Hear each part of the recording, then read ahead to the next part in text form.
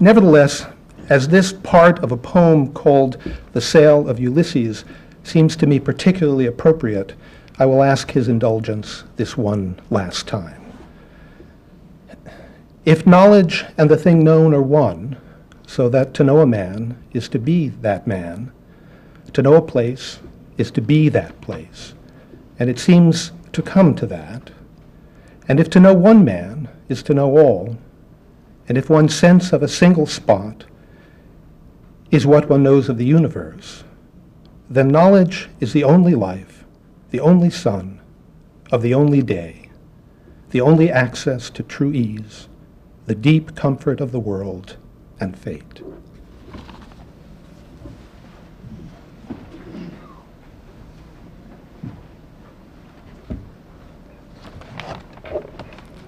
Victor Gourevitch, William Griffin Professor Emeritus of Philosophy, Wesleyan University.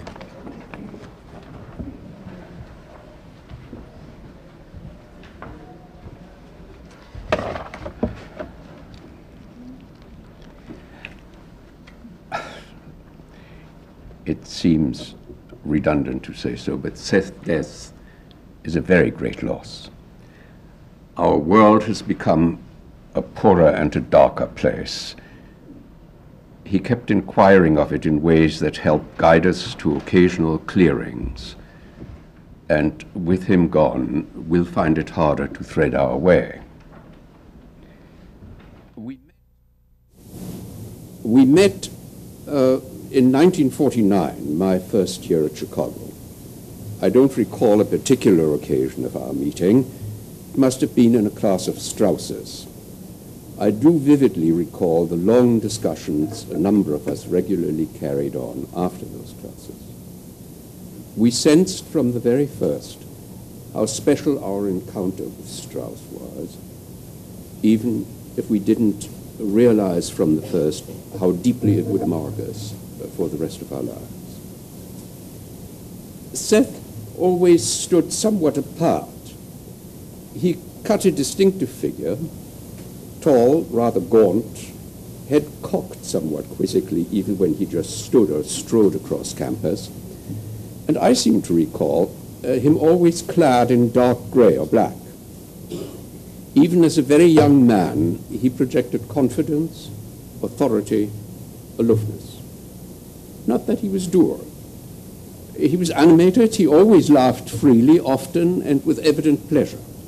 Sometimes he'd guffaw, shake his head, and sort of throw up his hands to convey his utter disbelief that anyone would say or do whatever they may have happened to say or do. After Chicago, our paths crossed only occasionally. We saw a certain amount of each other in the mid-60s when he and Jane lived in Cambridge, and he was now at Brandeis, and we were at Wellesley. We read Sein und Zeit together at the time. Being and time are again, or still, the dominant concerns of his last reflections and writings. In the course of the next few decades, we saw each other only occasionally. But in recent years, after we moved to New York, we would meet and talk 2-3 times a year. We had never been really close in any of the ordinary senses of that expression. But in recent years, he was, in a decisive sense, the one of my contemporaries to whom I felt closest. He was the only one with whom I sometimes talked about the most important issues, openly, freely, and at least to me, helpfully. He was voraciously curious, as a number of you have already remarked. In his Cambridge days, he was full of natural history lore about camels and donkeys and ants and spiders. He read everything, from modern cosmology to the latest Goethe biography and Harold Nicholson's memoirs. And always he kept up his store of gossip and anecdotes. But first and foremost, he was, of course, extremely learned. He was not simply learned. The gods and heroes and men, the texts and the arguments about which he kept thinking and writing, were his companions. He and they inhabited one world. he did not so much think or write about them as he allowed us to listen in on his thinking and talking with them. He was fully aware of how deeply alive the tradition was in him. Not long ago, I was recalling how David Green, when asked why he farmed with beasts instead of with tractors, had answered that he wanted to stay in touch with how men had lived since time immemorial, which prompted Seth to say how fortunate we'd been in our teachers, not only because they were men of such vast learning and humanity, but because their culture reached deep into the 19th century and so provided us with direct connectedness to tradition. I said that he must have got something like this in his family. And he said, yes, back to the 15th century. Seth was, from the very first, known as occasionally obscure, even oracular. He did sometimes speak, and he often wrote in enthymemes. He clearly strove for economy and elegance, an aphoristic, even haiku-like conciseness. I'd not be surprised if he wrote poetry.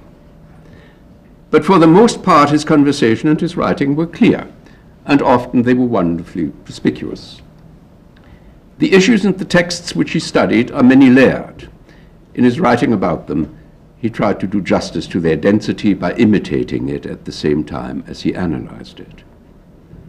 As I've said, he conveys his involvement in the arguments and the action which he happens to be considering by giving them voice, having them speak in the medium of his exposition. And clearly, he greatly enjoyed the play of his mind as he traced the complexities, the ambiguities, even the contradictions of a given text or phenomenon. More than anyone I've known, he explored the bounds of the ordinary and familiar in quest of what lies or lurks beyond it. And insofar as the familiar is the political, he kept probing what might lie or lurk beyond the city's parapets and the poet's puppets. I recall his saying upon his return from Greece that the crossroads where Oedipus killed Laius really was uncanny, ominous. From first to last, he explored the uncanny, the heroic, the brutish, the sacred, and whatever patches of intelligibility might lie beyond them. He sought to see what human things might look like from the perspective of the demiurge or of the gods, from the perspective which Job ultimately adopts. Recently, I had the impression that he was thinking about Genesis and perhaps planning to write about it. He aimed high and he reached high. Sometimes he judged people from on high, as from a very great distance. He was perhaps less driven than any of the rest of us by moral concerns or a quest for moral certainty. I recall his saying some time ago that Blankenhagen bore his hunchback like folded wings. It may be the most beautiful thing I ever heard said. It is also good and true. Wings inevitably put us in mind of soul and of eros, which Seth exhibited so richly and about which he thought and wrote so searchingly. He lives in our memories and in the impressive body of work he leaves behind. Thank you, and as you used to say, farewell, hoi pratein.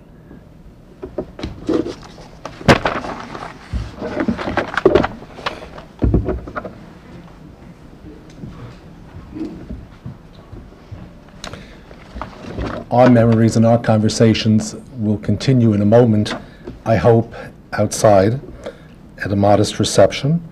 There is a guest book available outside, and I would hope that everybody here would take a moment to sign it. Also, because our conversations about, and I think with Seth, will continue. I'd like to call your attention to a website that some of you know about, but I just learned of myself today, www.benedete-memorial.org. And it contains more tributes, memorials, and remembrances, and also a bibliography. I'd like to end by quoting from Pierre Vidal-Naquet. There is in the United States one man who is as comfortable with the art of interpreting Homer, Herodotus, or Euripides as he is with that of understanding the most difficult problems raised by Plato's dialogues. A man who follows up texts step by step and discovers their hidden meanings. That man is Seth Benardete. I've long believed that he deserves glory, the glory of the heroes of Homer, to be precise.